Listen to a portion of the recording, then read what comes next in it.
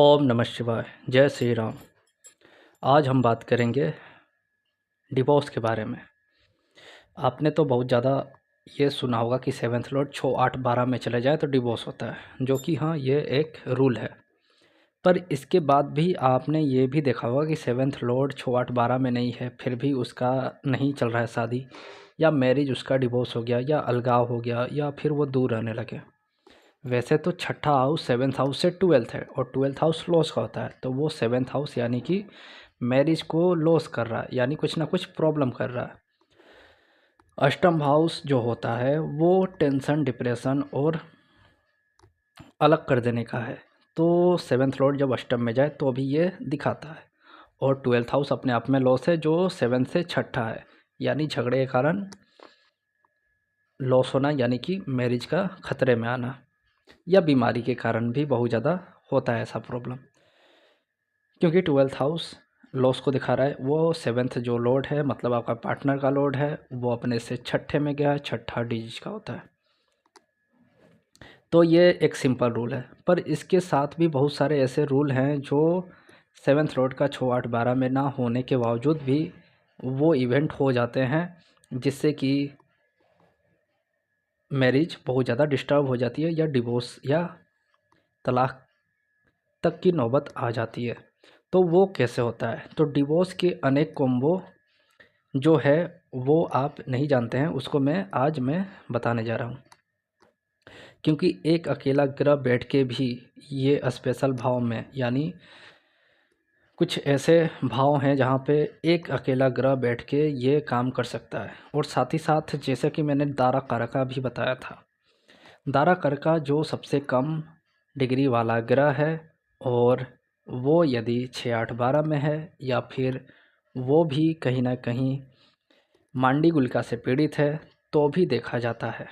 मांडी गुलिका शनि के कोई भाई कहता है, कहीं पे बेटा लिखा गया है, और इनका कोई पोजीशन नहीं होता, ये कहीं भी बैठ सकते हैं। तो कुछ सॉफ्टवेयर में ये मिल जाएंगे। और दारा कारका भी आपको जेमिनी के अनुसार ही देखें, क्योंकि ये जेमिनी का रूल है जो दारा कारका है, डीके जिसको बोलते हैं, सबसे कम डिग्री वाला ग्रह, और उसको D9 में चेक करें। जब मैं दारा कारका वाला बात कर रहा हूँ तो उसको D9 में चेक करें, और बाकी सेवन्थ लॉर्ड को D1 में ही चेक करें। तो कुछ ऐसे रूल हैं जिससे कि राहु सात तो फेमस है कि राहु सात में होगा तो डिवोर्स हो जाएगा। तो राहु सात अकेला बैठ के क्या डिवोर्स दे देगा? तो सबसे पहले ऐसा नहीं है कि वो डिवोर्स ही दे दे, पर उसके साथ यदि सेवन्थ लॉर्ड भी 6, 8, 12 में चले जाए, या दारा कारका जो है वो भी पीड़ित है 6, 8, 12वें भाव में, D1 या D9 दोनों में देख सकते हैं, D9 में ज़्यादातर देखें, तो भी ये जो रूल है राहु सात, ये बहुत ज़्यादा प्रॉब्लम दे देगा। क्योंकि राहु सात या तो मैरिज बहुत अच्छा चलाता है, या एकदम बेकार कर देता है। बहुत सारे लोग बोलते हैं कि राहु जो है फॉरेन है, तो आप दूर का कल्चर चेंज कर लें। पर ऐसा भी देखा गया है कि राहु सात शादी के बाद फॉरेन ले जाता है, पर वो डिवोर्स केस जो है वो बना ही देता है। तो कहीं ना कहीं उसके साथ और भी जो कॉम्बो है वो काम कर रहे हैं, क्योंकि राहु साथ अकेले बैठा है, और यदि वो विदेश चला गया और सेवन्थ लॉर्ड 6, 8, 12 में नहीं है, दारा कारका भी अच्छा है, तो फिर डिवोर्स नहीं होगा। तो वो विदेश जाएगा तो ठीक है, पर राहु अकेला सेवन्थ हाउस में बैठ के वो एकदम डिवोर्स नहीं कराएगा। हाँ, राहु सेवन्थ हाउस में बैठ के ये ज़रूर करता है कि उसको एक तरह से लाल किताब का एक रूल है कि राहु साथ में शादीशुदा से मतलब संबंध बनाने की इच्छा जागृत करता है, तो इसलिए राहु साथ यहाँ पे खराब है। पर राहु साथ में जब हो, और ऐसा इंसान यदि कल्चर चेंज कर ले, और उसका सेवन्थ लॉर्ड भी कहीं ख़राब स्थिति में नहीं है, वो अच्छी स्थिति में है, तो फिर कुछ ऐसा गलत प्रेडिक्शन ना करें। क्योंकि ऐसा नहीं है कि राहु साथ को देख के दो शादी का योग आप बता सकते हैं, ऐसा कभी ना करें। इससे प्रेडिक्शन भी ख़राब होगा, और सामने वाला आपसे नाराज़ भी होगा। फिर सेकेंड रूल पे आते हैं कि शनि जब भी फर्स्ट हाउस में बैठ जाए, या लगन में बैठा हो, फर्स्ट साइन में बैठा हो या लगन में बैठा हो, और साथ ही साथ ज़्यादातर लगन में ही बैठा हो, क्योंकि शनि जो है दुख का कारक है, और लगन में बैठ जाए, और ऐसा इंसान अपने आप को बहुत ज़्यादा शो ऑफ करने लगे, लोगों के सामने ले आएँ। जैसे कि शनि लगन में बैठ के बोलता है, लाल किताब का एक सूत्र है कि बर्थडे पार्टी ना मनाएं, ज़्यादा जश्न ना मनाएं, यानी खुशियाँ ना मनाएं नहीं तो दुख आएगा। तो वैसे ही शनि लगन में है और आजकल जो फेसबुक, व्हाट्सएप या यूट्यूब पे जो रील्स चल रहे हैं उस पे वीडियो बना के लोग डाल दे रहे हैं, हंसी खुशी पति पत्नी अपना स्माइलिंग फेस या खुशी को जाहिर करते हुए डाल रहे हैं, वही उनके मैरिज लाइफ को ख़राब कर सकता है। क्योंकि शनि जो है सेवन्थ हाउस का एक तरह से कारक भी है, क्योंकि तुला राशि में शनि उच्च होता है और बैलेंस करके चलता है, और वो अब मेष राशि में आ गया है, फर्स्ट हाउस में आ गया है, जो कि क्विक डिसीजन लेना है। और वहाँ पे क्या होता है, थोड़ा भी खटपट होगा तो वो क्विक डिसीजन ना ले पाएगा और इसमें गड़बड़ कर देता है। मंगल क्विक डिसीजन लेता है और शनि नहीं ले पाता है, और शनि जब मेष में नीच होता है इसीलिए, क्योंकि वो क्विक डिसीजन नहीं ले पाएगा और कुछ ना कुछ गड़बड़ कर देगा, तो वो मैरिज लाइफ में भी बैलेंस को अनबैलेंस कर देता है, क्योंकि शनि अब नीच हो गया है। तो ये भी देखा गया है।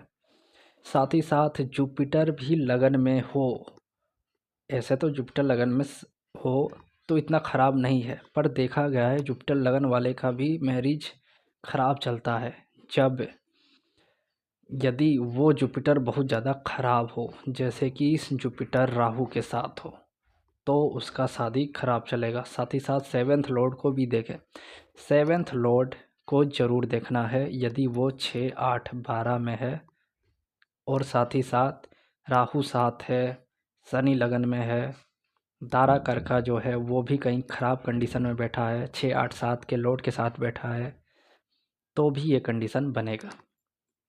तो जुपिटर लगन में है तो भी चांस है, लेकिन हर बार इसको प्रेडिक्शन ना दें। साथ ही साथ देख लें बहुत सारे कॉम्बो को, जैसे कि जुपिटर लगन में है राहु और बुध थर्ड हाउस में है, वीनस जो है फोर्थ हाउस में है, ये एक कॉम्बो है कि पक्का डिवोर्स होगा। वीनस 4 को क्यों बोला गया है कि दो शादी करें अपने पति और पत्नी से, करके नाम चेंज करके यहाँ पे दो शादी करने के लिए इसलिए बोला गया है कि वीनस 4 नंबर में पुष्य नक्षत्र में चला जाता है। एक सूत्र है कि पुष्य जो नक्षत्र है उसमें शादी नहीं होती। शनि का 3 नक्षत्र है जिसमें से पुष्य में ही शादी नहीं होती, और 2 नक्षत्र उसमें तो बहुत अच्छे से शादी होती है। तो पुष्य क्यों क्यों बंधित किया गया, क्योंकि पुष्य में इसको निष्कासित किया गया है, मतलब एक तरह से निषेध किया गया है, क्योंकि पुराणिक कथाओं के अनुसार ब्रह्मा जी को माँ सरस्वती से शादी मतलब करने की इच्छा पुष्य नक्षत्र में जागृत हुई, जो कि उनकी बेटी थी। तो ये मतलब पुष्य नक्षत्र इसलिए खराब माना गया, शादी के लिए अवैध है। और साथ ही साथ पुष्य नक्षत्र कोई भी काम को 2-3 बार करवाता है, इसीलिए बोला जाता है जिस दिन गुरु पुष्य हो उस दिन सोना किने, क्योंकि एक बार खरीदेंगे तो 2-3 आएगा। कार खरीदें, घर खरीदें, वो चीज़ 2 या 3 बार घटित होगी। लेकिन वीनस क्या है, आपका स्पाउस है, आपका पति और पत्नी है। यदि आप 2-3 बार शादी करें ये तो अच्छी बात नहीं है, इसीलिए बोला गया 2 बार नाम चेंज करके अच्छे से शादी करें जब भी वीनस 4 हो, नहीं तो ये भी डिवोर्स का एक कारण बनता है। वही जब राहु और बुध थर्ड हाउस में होता है तो भी ये एक कॉम्बो है कि जातक का डिवोर्स हो जाए। तो ये कुछ कॉम्बो है जो मतलब अलगाव करा सकते हैं।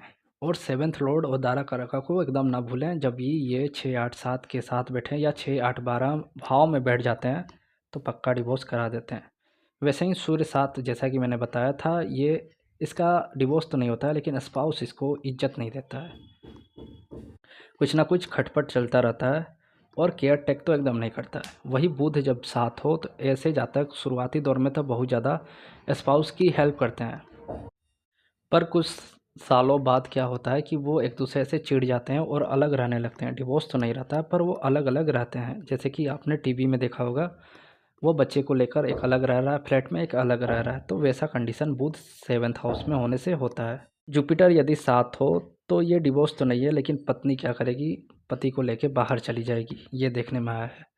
तो कुछ कॉम्बो ऐसे हैं जो आपको बिना जो मतलब बहुत ज़्यादा ये सेवन्थ हाउस का 6, 8, 12 में ना होते हुए भी कहीं ना कहीं डिवोर्स के कारण बन जाते हैं। तो ये कॉम्बिनेशन याद रखें, बहुत सारे कॉम्बो है, लेकिन ये कुछ ऐसे कॉम्बिनेशन है जो ज़रूर घटित होते हैं। तो ये था डिवोर्स पे। नेक्स्ट टाइम कुछ और बात करेंगे, तब तक के लिए धन्यवाद।